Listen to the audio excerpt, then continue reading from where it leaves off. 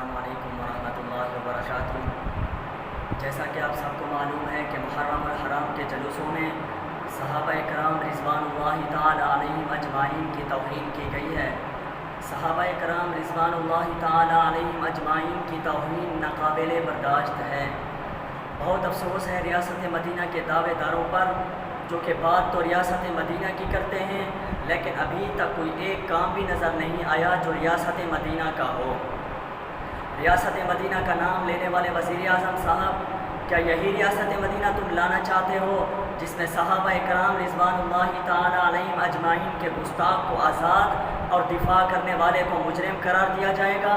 کیا یہی ریاست مدینہ تم لانا چاہتے ہو جس میں صحابہ کا دفاع کرنے والے کو دہشت گرد اور توہین کرنے والے کو امن پسند کہا جائے گا؟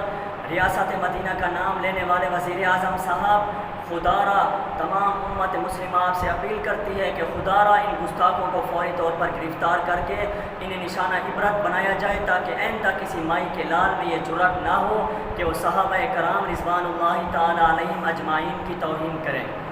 اور میں army chief general Qamar Javed Bajwa سے بھی مطالبہ کرتا ہوں کہ خدا را جنرل صاحب آپ کچھ کام کریں، آپ کچھ ایسا کام کریں کہ آپ کے جانے کے بعد آپ کو امت مسلمہ یاد کریں۔